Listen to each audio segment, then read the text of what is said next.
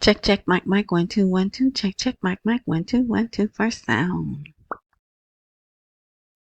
All right, welcome to my FX Buddies, the podcast.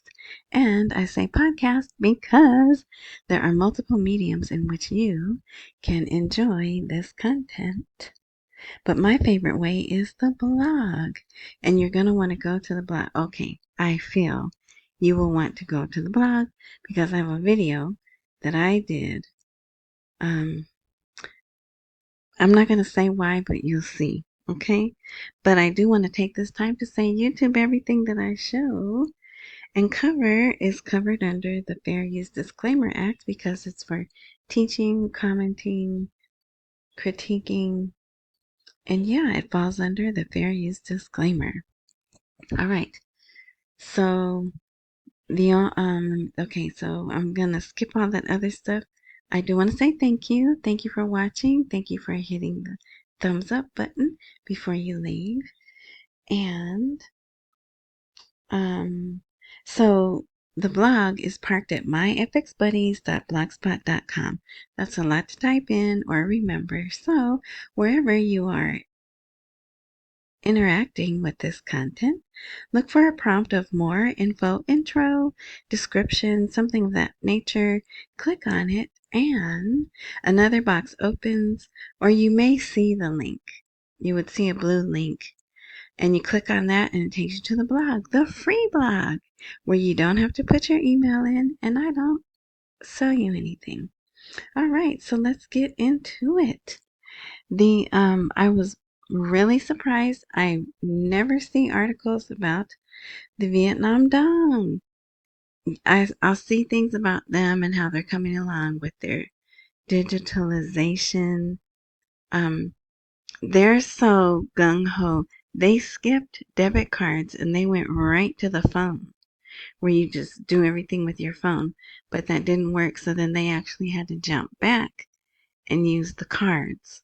So I haven't looked at their news lately. But anyway, so I came across this article today and I was like, wow, could it be? Are we close? So today obviously is Monday, August 25th. If you're looking at the blog, you can see that. This should upload, if I hurry up, this should upload as of August 25th. All right. Is the Vietnamese dong really about to revalue? So that's my title because I was shocked, really. Okay, and it's a hit piece. Before you think it's gonna be good, it's a hit piece, mild, although not nearly as harsh as hit pieces for the Dinar are. But this was written by a woman, also. Maybe that's why. I don't know. But so it says investing in Vietnamese currency dong. No sure bet, expert says. And I didn't put her name. I thought her name was here. But it says the idea that investors should put their money into the Vietnamese currency because it is set to be revalued has regained attention online recently. I don't think it ever went away, did it? Currency speculators are being warned to take care with suggestions that investing in Vietnamese dong could propel them to riches. And I should have said warning, warning, warning. If you are weak and you don't believe this, then fast forward 2 minutes. But come on, you've been in this long enough. You know this is going to happen.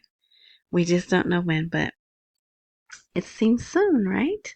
Okay, anyway, so the idea that, okay, I read that. It's a similar proposition to that sometimes discussed in relations to the Iraqi dinar. U.S. authorities took legal action against scammers who extracted millions from people investing on the expectation that a revaluation would make the currency much more valuable. Now, see, I have to call Bavarian sweet cream on that because it's not exactly true. There were scams, but they were scams, right? the um the dong, you can take that back to the bank and sell it back. I know, because I did. I did it years ago. I needed to pay a bill. So, yeah, but anyway, so, oh, here, Rupert, however you say his last name, founder of that business right there, said he could understand where the idea had come from and why it had resurfaced. And then he goes on to talk about the U.S. president saying they're a currency manipulator. Yeah. So a hit piece, so you know it's real. When you see a hit piece on it, you know it's real. All right, and then this was interesting. This was out of the Kurdistan region. Their news, see right here. The white in parentheses, no quotation marks, and blue in quotation marks dollar. One banknote with two different values in Iraq and the Kurdistan region. So when you read it, they're talking about $100 notes. The white one is the old one. I don't even think the big faced one is that white, or could it be considered white? I don't know, but it's an older one. But I wanted you to read this to see how crazy it is. Some parts of the country will take the white, what they're calling white, $100 bill, and some won't. They'll all take the blue one. And so if they're gonna take the white one, it's either rejected or accepted at a value lower than its actual value. And see, it's a problem hitting the markets of Baghdad and the South. So when you read something like this, it's hard to understand. I did a cash a cash gifting thing, and because people just love sending me money in the mail. No, it was one of those ones. You know what? I'm not even going to talk about it, but it worked for a while. But someone sent me some $100 bills from 1988, and they looked so strange. They felt so strange. But when I took them to the bank, they, ran that little ink pen or whatever it is across, and she took them and deposited them. So it's, just another thing in Iraq that we don't understand, but that's how business is for them. And so that's another thing that's going to change for them when they do the rate change. All the money is going to have the same rate everywhere in the country. And it'll probably, now that I believe, will take them some getting used to. Plus, there'll probably be some people trying to take advantage of people still, saying, oh, I know this is a 25 dinar, but it's going to be 25.50, right? I can see that happening, but hopefully not too many people will do it. And so then here, dealers in herbal, they don't differentiate. They both have the same purchasing power. So, see, that's why I was saying that. So that came out today, and I thought that was interesting. This came out, Iraq reduces debt, holds stable B credit rating. So we've been hearing what for 3 days, the past 3 days, about Sadani putting that team together to go say, hey, we need a higher credit rating. And then the CBI, even though it says Mohammed Saleh, but they're using, this is the CBI's image. So let's see. I thought they used the deputy guy. Nope. Well, so they even go into the Paris Club settlement, how they restructured Iraq's debt after 2003, as well as several commercial debts scheduled for clearance by 2028. So yeah, that came out today. Then here, this is just another company what do they call it? Ministry that is going digital. The General Company for Oil Products towards digitizing electronic payment in Iraq. In a new step toward digital transformation in Iraq, the General Company for Oil Products, affiliated with the Ministry of Oil, announced that it has generated 720 billion dinars per month from the electronic payments. And they're like, yeah, everyone should do it. Look at all this money we got. No, I don't know if that's extra money, you know, or because they don't give us compared to what, right? So, yeah. So if you want to read that, you can. There's lots of numbers there.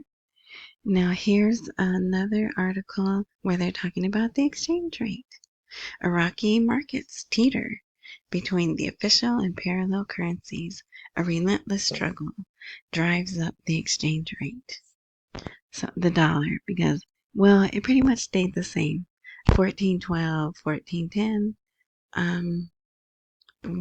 I saw 14.32, but it's not getting higher, not going lower, but it's not getting higher either. So let's see.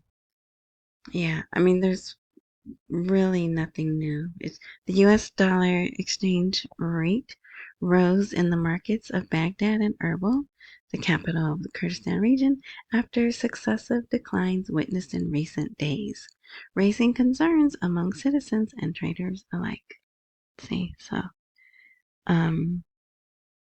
they continue to pressure the stability of the dinar.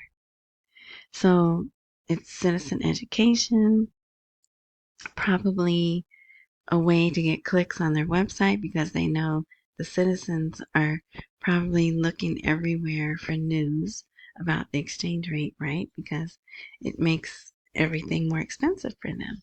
So they're probably like looking to see when it's going to go down.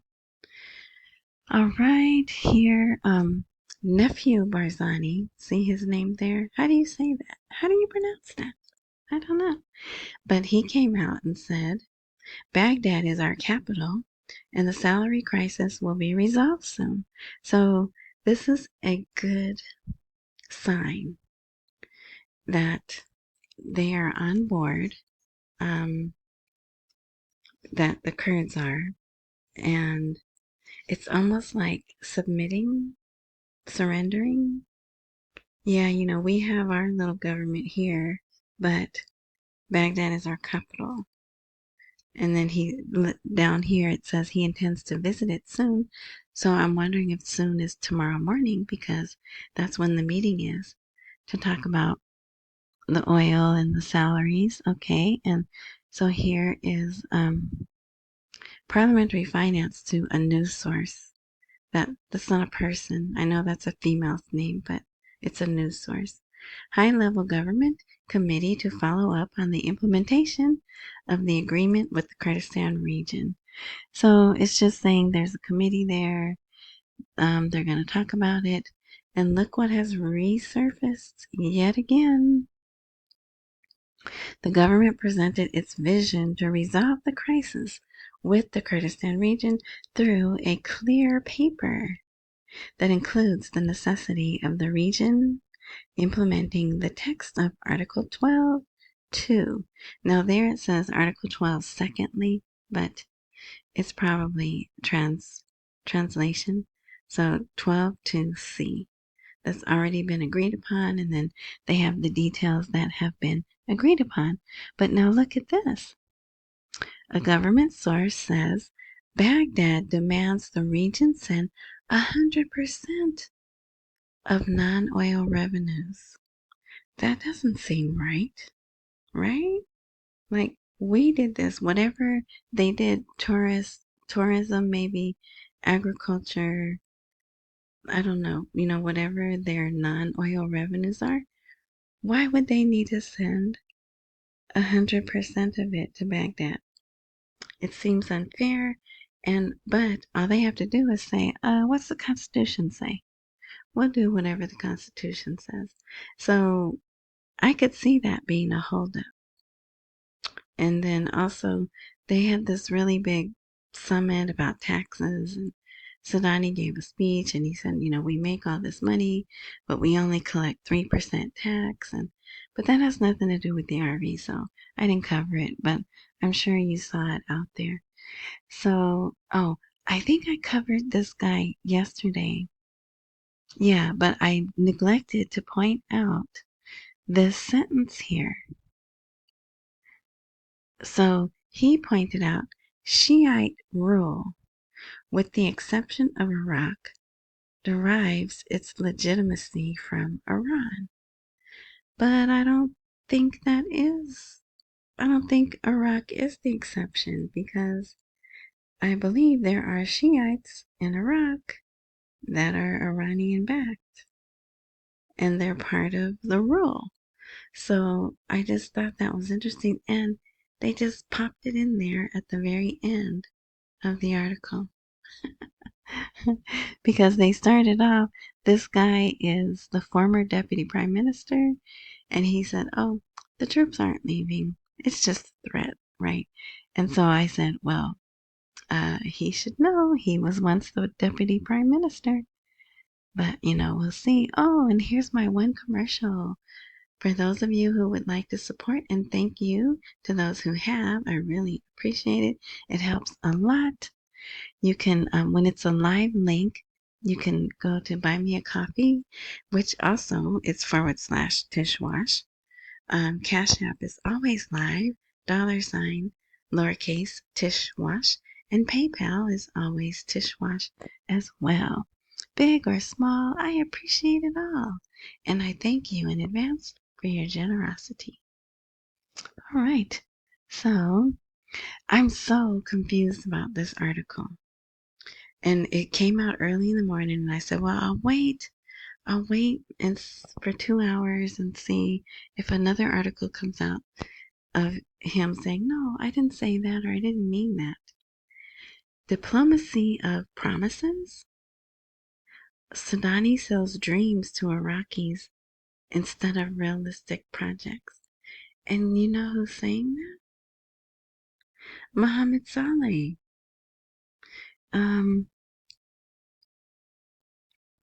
See?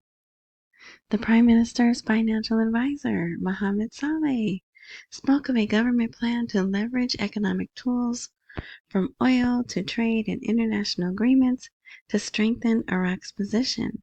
However, the reality is that the Iraqi economy remains hostage to oil amid an inability to diversify sources of income and a weak infrastructure and investment environment. And yeah, the first paragraph is really bad. It says you're always talking about how Iraq is open to global partners and attracting investment, but they just seem to be promises, or they're mere media slogans. So this is not a good article, and it boggles my mind that it's from Mohammed Saleh. So then they go on somewhere in another article. They mentioned Italy. They partnered with Italy for something, but they view Italy as a successful model for economic diplomacy. So, but here's how that ends. Will the restoration of some archaeological sites and oil cooperation be enough to bring about a qualitative shift in the Iraqi economy? So, okay, so then that's the end of Mohammed Saleh. Then they go on to other people saying pretty much negative things right along a line with that. So I'm really, that no article ever came out not combating, um, contradicting it, or saying, oh, no, I didn't write that. So I don't know. All right. Oh, well, that's supposed to say the Pentagon to the news. We are committed to ending our presence, I'm leaving that word out, in Iraq, and have new missions for our bases. Yeah. So is it going to say, after the end of the transitional period, the U.S. will continue a bilateral security cooperation relationship with Iraq. So we'll be there. They'll just call us something else, right? And look, here's that word. That is times 2. All right. So here was Masudani. Oh, yeah. Remember the charge d'affaires person? He went and spoke to Mashadani as well. Mashadani is the parliament speaker, which is considered one of the presidents. They have 3 presidents. The actual president, the prime minister, his position is considered a presidential position, and the House Speaker. But the most powerful one is the prime minister. All right. So they met and they spoke. The two sides also emphasized the strength of the relationship between Iraq and the U.S. and their keenness to develop it in a way that serves common interests and enhances cooperation in the political, economic, and security fields. That's like the standard, we're not going to tell you what we talked about paragraph, right? But there's some job opportunities. They want to bring more American companies to the Iraqi market. Yeah, so pretty much same stuff, but that's good though. We like that. So here, Iraq announces an agreement to transfer Americans to Kurdistan. Yeah. And let's see what else. This guy's leaving, Stephen Fagan. He's leaving. Oh, well, that article will come up. So here's the tax thing that I was talking about. But rather than use Sadani, I chose to use Miss Sammy, the finance minister. Look how large the screen is. So this blue writing, that's just a portion of the screen. We have achieved tangible progress on the tax reform process. So this whole conference, here it is, the Tax Conference for Economic Development and Investment Promotion. So I think it was just one day, but they want their tax system to be in line with international standards, contributing to diversifying non-oil revenue sources and increasing the state's financial resources. So if you want to read that, you're welcome to. So here's the new guy, and they have nothing but good things to say about him. Political circles in Iraq are anticipating the arrival of the new charge d'affaires, Joshua Harris. And then it's just full of his accomplishments. All right, and I don't recall seeing them do that. And then here's just a little blurb. The U.S. Embassy in Baghdad expressed its gratitude on Monday for the efforts of the former charge d'affaires Stephen Fagan, while welcoming the arrival of the new charge d'affaires Josh Harris next week. All right. So they tweeted that. So this is good. Are we almost done? Yes, we're almost done. All right. Trade and investment agreements to improve the business environment. Now, I wish they would have had a better image, and I almost wonder if this is computer generated. But because look, who sounds like that? Nobody sounds like that. It reminds me of The Sims. Wasn't that a video game called The Sims? But I think it's real. But yeah, so there's all these exhibits back here, and here's some planes, maybe jets, maybe spaceships. I don't know, but oh, what happened? Okay, so let's see. this thing that they're having. I think they already had it actually. Affirming Iraq's readiness to provide all necessary facilities to create a stable and investment-friendly economic environment. Yeah, they had signed agreements. So, yeah, Serbia contributed. So, you can read that. Another good, promising thing for them, right? A feather in their cap, as they say. Now, look at this. I was a little offended when I saw this, but I guess they're not. Sindibad, Iraq's first all-in-one travel platform. From Baghdad to everywhere with Sindibad. But it does offer a lot. The all-in-one solution for modern travel, flight booking at best prices, hotel reservations worldwide, visa worries gone. Stay connected abroad with eSIM. So, and there's more, but for time's sake. And oh, there's an app, and I guess it didn't let me copy that part, but it said download the app in the App Store.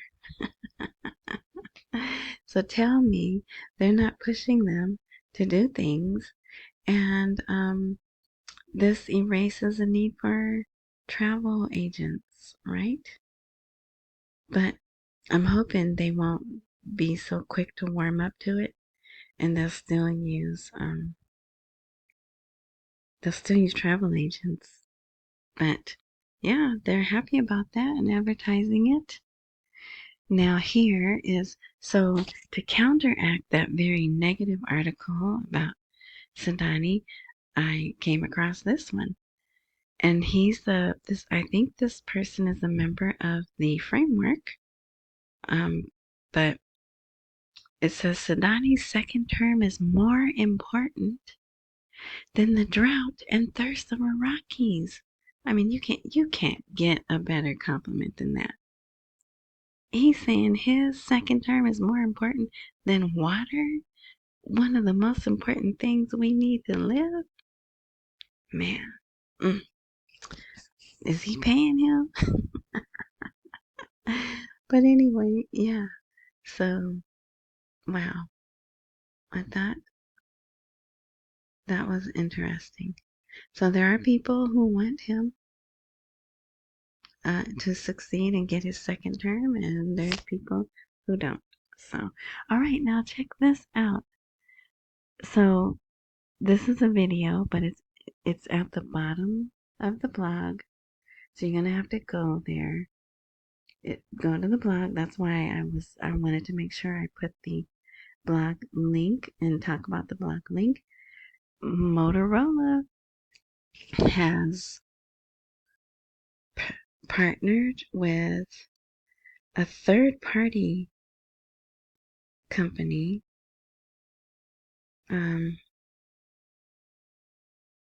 to reach Iraq. Actually, it looks like, oh yeah, so these must be the people who helped. But this is a company. So, but it says, I'm thrilled. This was on LinkedIn. It didn't get the guy's name. Oh, geez. Well, whatever. He's thrilled to announce the launch of Motorola devices in Iraq in partnership with their trusted ally, Al Watani Telecom. And let me see. The commercial is very modern, very loud. It almost has look at that, money shot. It almost has a feel of Justin Timberlake's I'm Bringing Sexy Back, if you remember that song. Not saying you have to like it, but see that? Instead of Hello Moto, it's Hello Iraq. Isn't that cute? So, I put the entire video at the bottom. It's only 30 seconds. See? 37 seconds. But really neat, really modern. So if you see that, you might see the guy, then you could go on LinkedIn and find it and hear the song. All right, so that is it. That was pretty neat, right? That was pretty good. We got some good old boring stuff. Oh, and they did have a parliament session that didn't, well, at first it didn't appear like it was going to go well, but they came back and they passed some education law. So it doesn't look like they're going to do that PMF law. It wasn't on any of they made 3 agendas and it wasn't on any of the agendas. So I don't think we have to worry about that, at least this time around. And yeah, all right, so I'm not going to drag this on because we are at 30 minutes. So again, I want to say thank you. Um, hang on in there. That's all I can say is hang on in there. I'll do my part to keep you motivated and connected to what's going on over there tomorrow. So yeah, so we're looking to see the outcome, if there is one, of the meeting in Kurdistan. And that's it. So thank you again. If you missed yesterday's episode, hang around. When this is over, a little box pops up and you can click that and it will just play right on through for you. But if you don't want to do that, um, that's fine. I know not every topic is for everybody, but all right. And again, thank you. Thank you to my sponsors and subscribe if you like. Definitely hit the thumbs up button. That helps me a lot. All right. So enjoy the rest. Oh, accumulate while we wait for the rate to appreciate. Don't miss any meals and pay all your bills. There we go. And enjoy the rest of your morning, night, noon, whatever time frame you are indulging in this content. And until next time, which will probably be tomorrow. All right.